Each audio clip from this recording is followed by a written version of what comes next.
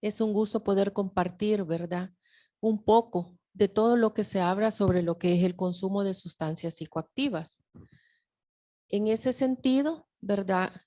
Es importante conocer como lo más básico, ¿a qué le llamamos droga? Vea, todo tipo de sustancia, ya sea de origen natural o sintética, o también semisintética, que al ser consumida por cualquier individuo altera el sistema nervioso central, afectando su afecto, su psicomotricidad, su pensamiento, la sensopercepción, sensorio y el comportamiento. Pero también debemos saber que produce dependencia, como el caso que nos ha presentado la compañera, y cambios en el funcionamiento del cuerpo, la mente y la conducta.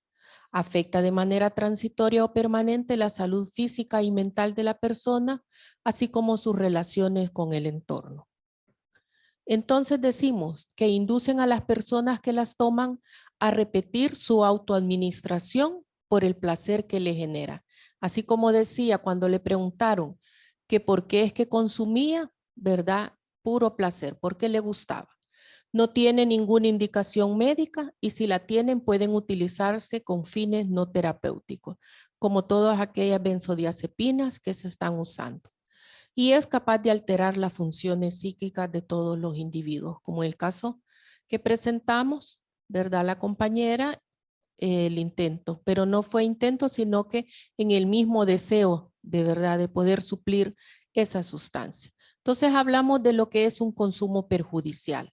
No es más que un patrón de consumo que daña definitivamente la salud y este puede ser físico, como los casos de cirrosis hepática que se vuelven muy frecuentes, o mental, como en los casos de depresión. A menudo, pues se va a asociar con consecuencias sociales, ya sea por problemas familiares o laborales.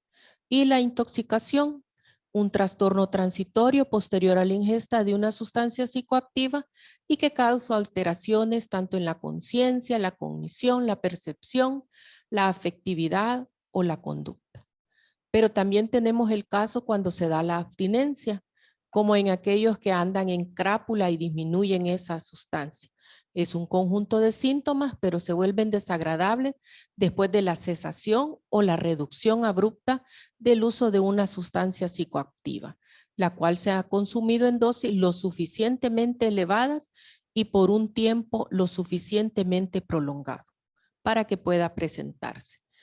Y quizás en el caso nuestro que presentamos es un conjunto de fenómenos fisiológicos porque es la dependencia conductuales y cognitivos en los cuales el uso de estas sustancias. Hay un deseo intenso de consumir una sustancia que se asume como una prioridad mucho mayor, mucho más que el agua y el alimento. Y hay una disminución de la capacidad para controlar el consumo, lo que le ocurrió a nuestro paciente, ¿verdad? Entonces vemos en estos pacientes también puede presentarse la tolerancia. Van aumentando progresivamente el consumo de la sustancia, pero también puede irse dando un abandono progresivo de otras fuentes de placer o diversión, compartir con la familia, disfrutar sanamente de las fiestas que a él tanto le gustan. También puede haber una persistencia en el consumo de la sustancia a pesar de sus evidentes consecuencias perjudiciales. ¿Verdad? Ya hoy el caso que está tratando nuestra compañera, pues va a ir ayudándole a nuestro paciente a que esta tolerancia vaya disminuyendo poco a poco. Pero también debemos identificar cuando lleguen a nuestras consultas, no es necesario que lleguen en las condiciones en las que llegó el paciente. Debemos identificar estos factores de riesgo. Si es a nivel individual, podemos ver que presentan baja tolerancia a la frustración, tienen conductas agresivas, mucha irritabilidad, baja autoestima. Pero si lo vemos a nivel familiar, hay un consumo de sustancias psicoactivas por parte de padres de familia o de sus cuidadores, como los antecedentes de nuestro paciente. Puede ser una disciplina autoritaria o de sobreprotección. También la falta de supervisión de los padres o cuidadores en las actividades de los hijos y violencia intrafamiliar. ¿Verdad? Todo esto se vio evidente en el caso presentado. Otro factor de riesgo es a nivel social, bajo apoyo de redes sociales, Él es católico, pero no es practicante, no hay grupos, ¿verdad? Tampoco quiere asistir a Alcohólicos Anónimos, tampoco al CPTA por la distancia. Lo otro es la disponibilidad de las sustancias psicoactivas, el uso de las mismas por parte de sus pares y la violencia pues que han sufrido en los entornos escolares y sociales. Eso es importante identificar como factores de riesgo en estos ámbitos. Entonces la parte que Andrea nos preguntaba es muy importante y se responde de la siguiente manera. Se conoce como las etapas del cambio, Prochaska y Di Clemente. En primer lugar, estas etapas de cambio suelen representarse mediante una rueda que nos van a simbolizar el hecho de que la persona gira varias veces alrededor del proceso antes de conseguir un cambio estable. Y vamos, ¿verdad? Como la precontemplación, la contemplación, la preparación, acción y el mantenimiento. Pero es importante que en cualquier fase que esté el paciente pueden darse la recaída, lo cual es frecuente, pero que también se puede volver en beneficio del mismo. Entonces, ¿qué conocemos por fase de precontemplación? En esta, la persona todavía no ha considerado que tenga un problema o que necesita introducir un cambio en su vida. No suelen acudir por cuenta propia a terapia, ¿verdad? Aquí no hay ningún conocimiento ni ningún interés. Pero se da la fase de contemplación. Aquí la persona considera, pero también rechaza el cambio a la vez. Se siente ambivalente. Se le está sugiriendo, la compañera aplicó la escala Case, 3 positivos ahí. En uno nos dice si las personas consideran que está tomando de más. 2, el paciente considera que está tomando de más y la situación que se le presentó a él lo hace estar un poco en esta fase de contemplación. ¿Por qué? Porque aunque es consciente del problema, la balanza se recoge por motivos para cambiar y los motivos para continuar igual está muy equilibrada. Pero como ha sido perseverante en el tratamiento, eso nos ha llevado a que este paciente esté en la fase de preparación. O sea, ya ha tomado la determinación de que necesita cambiar. Como ella nos comentaba, nos dice que al ver las imágenes de una familia feliz sin que tengan ese consumo, ¿verdad? La persona está motivada hacia el cambio, lo que para el terapeuta supone un periodo de ventana para aconsejar el recurso terapéutico más beneficioso, que es lo que la compañera está haciendo. En caso de no conseguir que la persona avance en la etapa de acción, esta retrocederá a la etapa anterior, o sea, la de precontemplación. Entonces no hay que desanimarse. Siempre hay que insistir, ¿verdad? En cada sesión la compañera ha estado insistiéndole al paciente la importancia, ¿verdad? Los daños y los beneficios. Pasamos a la fase de la acción, la persona se involucra en acciones que le llevarán a un cambio, por lo que el objetivo es cambiar el problema. Entonces ya vemos cómo ha ido avanzando el paciente a través de las sesiones. Como comentaba ella, ¿verdad? Hubo una fase que ya no llevó sus 2 cigarrillos que quería consumir, sino que todo lo contrario lo va espaciando. Y eso es muy beneficioso para el paciente, pero debe de ser medido en el tiempo. El mantenimiento, se intenta mantener en el tiempo el cambio conseguido en la etapa de acción y prevenir las recaídas. Pero ojo, esto es muy importante. Como les decía, no hay que desanimarse. En la recaída, el paciente repite el comportamiento que había cambiado o estaba en proceso de cambiar. Tras esto, el sujeto vuelve a una etapa anterior. Es labor del terapeuta motivar al paciente para que la regresión se dé en una etapa lo más cercana posible a la acción, no que tenga que regresar a la precontemplación o a la contemplación, ¿verdad? Que pueda estar en la fase de determinación. Por otra parte, el modelo considera las recaídas como un evento normal en todo proceso de cambio. Incluso suele decirse a los pacientes que cada caída acerca un paso más hacia la recuperación completa. ¿Por qué? Porque él va introyectando eso, va analizando y va viendo.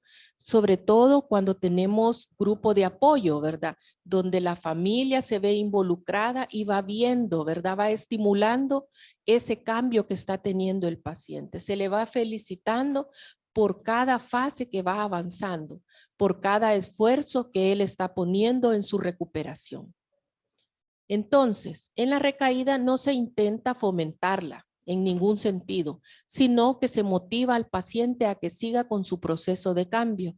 Es importante que él reconozca que está en un proceso que lleva diferentes fases y que si hay una recaída, como decía anteriormente, evitar que llegue al inicio, ¿verdad? Sino siempre estimulando y promoviendo a que siga en este proceso. La implicación clínica de este modelo es clave. Su papel es esencial. ¿Por qué? Porque es la identificación del estadio en que se sitúa al paciente, ya que esto determina sobre qué estrategias se deben utilizar en terapia por el profesional de psicología. Entonces, o por aquel recurso que esté ya capacitado. Las primeras etapas requieren técnicas de corte motivacional, mientras que en las fases posteriores, pues se aplicarán técnicas cognitivo-conductuales para conseguir el cambio. El profesional médico, el profesional de enfermería que esté ya capacitado, ¿verdad? Puede atender esas primeras fases, la de precontemplación y la de contemplación, y poder ayudarle al paciente, ¿verdad? Que pueda, como decimos, identificar cuál es el daño que está haciendo a su organismo. La siguiente tabla pues recoge un pequeño resumen de qué técnicas psicológicas utilizar en cada una de ellas. Entonces vemos, cuando hablábamos de la etapa de precontemplación, ¿qué puede hacer el terapeuta? Y aquí es ayudar a aumentar la duda. Si generamos duda en el paciente de que lo que está haciendo es más riesgo que beneficio, entonces ayudamos a que él vaya aumentando la percepción sobre eso y qué le está ocasionando el problema actual. Si se va identificando de esa manera, se va ayudando a que vaya moviéndose en este proceso. Pasamos a la fase de contemplación y en esta debemos de inclinar la balanza. ¿Por qué? Porque evocamos las razones para cambiar. ¿Por qué es importante el cambio? ¿Y cuáles son los riesgos de no cambiarlo? ¿Por qué? Porque puede repetirse en nuestro paciente que nuevamente pueda ingerir sustancias tóxicas. Aumenta la autoeficacia para el cambio de la conducta actual. Entonces es importante ayudar. Entonces ya llegamos a la fase de preparación y aquí pues es la ayuda al paciente a determinar el mejor curso de acción. ¿Qué debemos seguir para conseguir el cambio? ¿Qué puede él estar haciendo? No debemos de sugerírselo nosotros. Es el paciente quien debe de tomar ese compromiso de decidir, no, prefiero sandía a consumir. No, me aburrí de la sandía, me levanté y me fui porque tengo consulta con la licenciada. No, no me traje los 2 cigarrillos, aunque antes de salir me fumé uno y al llegar fumé otro. Todos esos cambios es importante porque ya lo movieron a la acción. En este se ayuda al paciente a dar los pasos hacia un cambio definitivo. Y lo importante es el mantenimiento.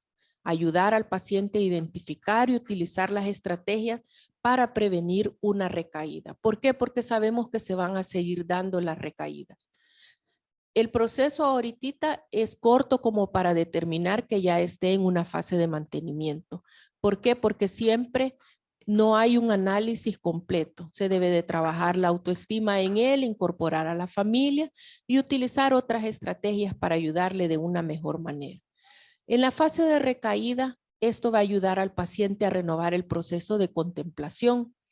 La de contemplación y preparación, que es la determinación y la acción sin que aparezca un bloqueo o una desmoralización debido a la caída, ¿verdad? Sí, recayó, pero hay que instarlo, ¿verdad? A que vuelva a retomar todo este proceso. Entonces eso es importante.